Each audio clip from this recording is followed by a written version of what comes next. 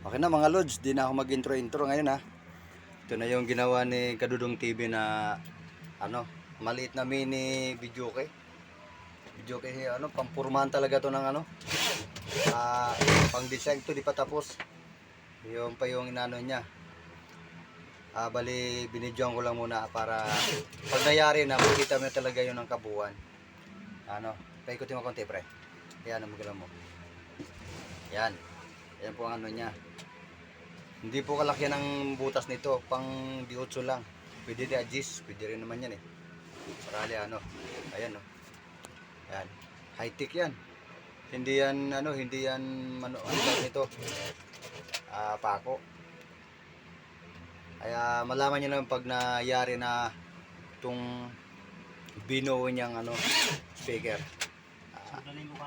Mga kasi busy, minamatay lang niya kasi may pasok siya bukas eh. Kaya ang tabayanan na lang sa sunod kong post. Kasi kung sinong may gusto lang naman na magpa-simple na ganito kalaki, pangbahay, hindi kalaki yan, pang bahay lang. Tapos may patungan pa yan si babaw, pwede patungan ng yan, mga bagay-bagay. Ayan, mga laptop o meron pa si babaw, yan. Makita niyo yung mga loads, yan. Malit lang, yan binubuo niya.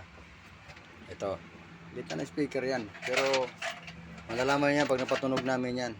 Siyempre, bibidyoan ko ulit para maipost ko. Willing na naman willing magpagawa. PM niya ako. Para kaya ipopost din to ni Kadudong TV sa niya, sa cellphone niya, magla-live din siya. Para dito lang kami makita, matagpuan sa Hernandez Catmon. Nasa may half court, rough road na daan. Yan, diyan lang kami nakatira. Pagtanong mo lang kung saan yung bahay dito ni yung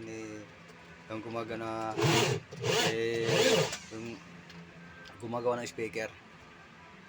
Kaya Libby ang pangalan. O kaya Wilson. Dalawa kami. Para i-info ko rin sa kanya pag wala siya. At least sigurado yan. Magandang yari ito. Kaiba to sa mga karaniwang ginagawang speaker. Tama naman ang hirap niyan. Okay. Mga idol, salamat sa panood sa mga video ko. Like and share na rin para na rin sa Okay ka ba pre? Para na rin sa mga gustong magpayari. Para kumalat din yung video namin. Kaunting tulong ba naman yung para sa mga natin.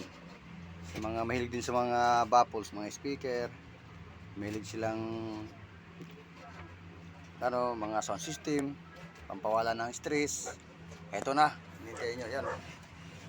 Although di pa siya matapos ngayon dahil pa yan pa lang, medyo kasi to mabusisi. Okay, God bless lahat, happy Sunday sa ngayong araw na to. Bye bye.